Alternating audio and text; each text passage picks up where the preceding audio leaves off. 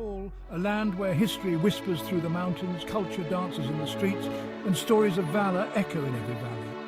Alternate opening. I'm sure you've heard...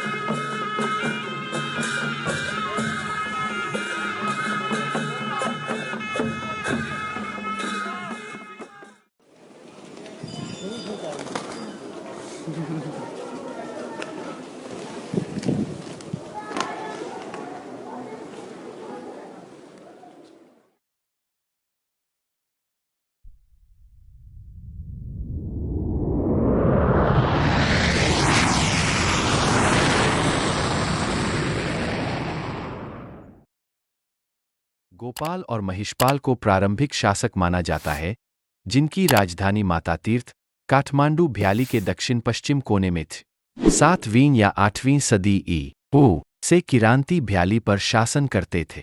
उनके प्रसिद्ध राजा यलंबर का उल्लेख महाभारत महाकाव्य में भी मिलता है। लगभग 300 में लिच्छवियों ने उत्तरी भारत से आकर किरांतियों को उखाड़ फेंका।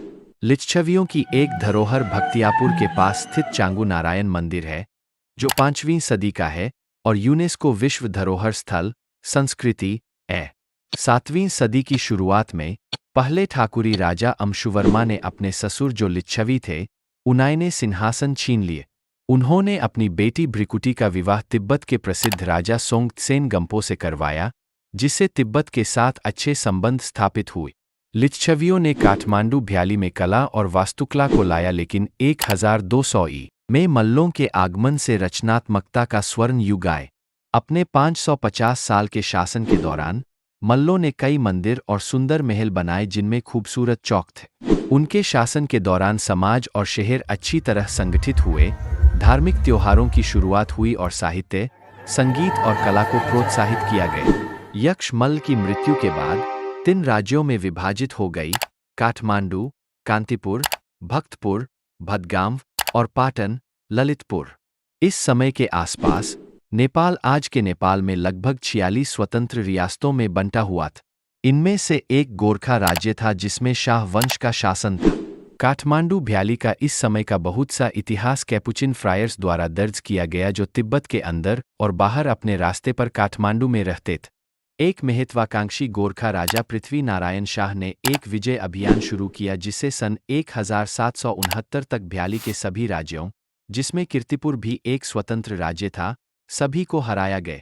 अपने अधिगृहीत राज्यों को अपने गोरखा राज्य में शामिल करने के बजाय पृथ्वी नारायण ने अपनी राजधानी काठमांडू स्थानांतरित कर दी और शाह वंश की स्थापना की, जिसने सन 1769 से सन 2008 तक एकीकृत नेपाल पर शासन किया। गोरखा राज्य का इतिहास सन 1559 तक जाता है, जब द्रव्य शाह ने मगारों के अधिवासित क्षेत्र में एक राज्य की स्थापना की। 17वीं और 18वीं सदी की शुरुआत के दौरान गोरखा ने धीमी गति से विस्तार किया, विभिन्न राज्यों पर विजय प्राप्त की और दूसरों के साथ गठबंधन बना। पृथ्वी नारायण ने काठमांडू घाटी की विजय के प्रति एक युवा उम्र में खुद को समर्पित किए। ब्रिटिश राजा के खतरे को पहचानते हुए उन्होंने यूरोपीय मिशनरियों को देश से बाहर निकाल दिया और 1 सदी से अधिक समय तक नेपाल ने अलगाव बनाए रखा।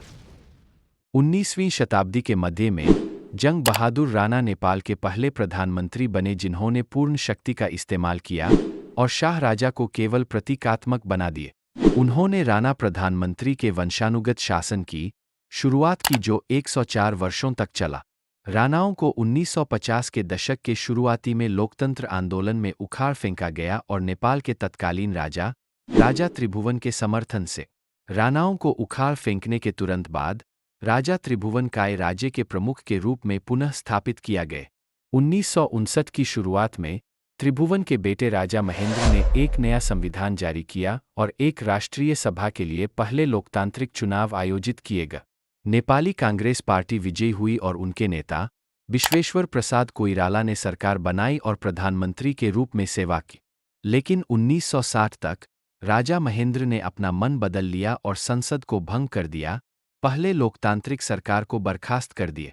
कई वर्षों के संघर्ष के बाद जब राजनीतिक दलों पर प्रतिबंध लगा दिया गया था, उन्होंने आखिरकार 1990 में एक आंदोलन शुरू करने का साहस जुटाए, लोकतंत्र के रास्ते को साफ करते हुए। तब राजा बीरेंद्र ने संवैधानिक सुधारों को स्वीकार किया और राजा को राज्य प्रमुख और कार्यकारी प्रधानमंत्री के साथ एक बहुदलीय संसद की स्थापना की। मई 1991 में नेपाल ने अपने पहले संसदीय चुनाव आयोजित किए। फरवरी 1996 में माओवादी दलों ने राजशाही और निर्वाचित सरकार के खिलाफ जन युद्ध की घोषणा की। 1 जून 2001 को एक भयानक त्रासदी ने पूरे शाही परिवार को खत्म कर दिया, जिसमें राजा बीरेंद्र और रानी ऐश्वर्या सहित उनके कई करीबी रिश्तेदार शामिल थे। केवल राजा बीरेंद्र के भाई ज्ञानेंद्र और उनके परिवार के बचे रहने के कारण उन्हें राजा का ताज पहनाया गया। राजा ज्ञानेंद्र ने कुछ समय के लिए निर्वाचित सरकार का पालन किया और फिर निर्वाचित संसद को भंग कर पूर्ण शक्ति का इस्तेमाल किए। अप्रैल 2006 में एक और जन आंदोलन शुरू हुआ, जिसे लोकतांत्रिक दलों ने संयुक्त रूप से शुरू किया और अधिकतर ऊर्जा काठमांडू में केंद्रित की, जिससे 19 दिन का कर्फ्यू लगा। अंततः राजा ज्ञानेंद्र ने अपनी शक्ति छोड़ दी और संसद को पुनः स्थापित किए। 21 नवंबर 2006 को प्रधानमंत्री गिरिजा प्रसाद कोइराला और माओवादी अध्यक्ष प्रचंड ने व्यापक शांति समझौते CPA 2006 पर हस्ताक्षर किए, जिससे देश और लोगों की प्रगति के लिए लोकतंत्र और शांति की प्रतिबद्धता व्यक्त की गई। 10 अप्रैल 2008 को संविधान सभा का चुनाव हुआ। 28 मई 2008 को नवनिर्वाचित संविधान सभा ने नेपाल को संघीय लोकतांत्रिक गणराज्य घोषित किया, जिससे 240 साल पुरानी राजशाही समाप्त हो गई। आज नेपाल में राष्ट्रपति राज्य प्रमुख है और प्रधानमंत्री सरकार का नेतृत्व करते हैं। संविधान सभा ने नेपाल का एक नया लोकतांत्रिक संविधान लिखने के लिए अपने पहले 4 वर्षों के कार्यकाल में महत्वपूर्ण प्रगति की।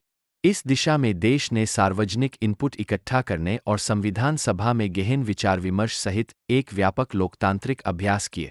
हालांकि राजनीतिक असहमति के कारण कुछ विवादास्पद मुद्दों जैसे संघीय प्रांतों और शासन के रूप के बारे में पहली संविधान सभा ऐतिहासिक कार्य को पूरा नहीं कर सकी और 2012 में इसके कार्यकाल का स्वाभाविक रूप से समाप्ति हो गई। संविधान सभा का चुनाव नवंबर 2013 में हुआ और अपनी पहली बैठक में राजनीतिक दलों के नेताओं ने 1 साल के भीतर नया संविधान लिखने का लक्ष्य निर्धारित किए। अप्रैल 2015 में 7.8 तीव्रता के विनाशकारी भूकंप ने नेपाल को हिला दिया, जिसके बाद कई शक्तिशाली झटके आए, जिससे जीवन, बुनियादी ढांचे और संपत्ति का अकल्पनीय पैमाने पर नुकसान हुआ। नेपाल के अधिकांश मध्य पहाड़ी जिलों सहित काठमांडू भ्याली बड़े पैमाने पर तबाही देखी गई। इस भयानक अनुभव ने राजनीतिक दलों में संवैधानिक लेखन में तेजी लाने की भावना उत्पन्न की, ताकि एक राजनीतिक प्रक्रिया सार्थक निष्कर्ष पर पहुंचे और देश सभी ध्यान को आपदा पुनर्निर्माण पर केंद्रित कर सके। कई विवादास्पद मुद्दों को निपटाने के बाद राजनीतिक दलों ने संविधान को अंतिम रूप देने का रास्ता साफ किया। नेपाल का नया संविधान 20 सितंबर 2015 को संविधान सभा के सदस्यों के बहुमत के वोट से अधिनियमित किया गया। इस ऐतिहासिक उपलब्धि के साथ नेपाली लोगों का दशक पुराना सपना एक निर्वाचित प्रतिनिधि निकाय के माध्यम से एक संविधान बनाने का अब साकार हो गया है। नए संविधान के प्रावधानों के अनुसार नए राष्ट्रपति, प्रधानमंत्री और कुछ अन्य राज्य पदों के चुनाव सफलतापूर्वक आयोजित किए गए हैं।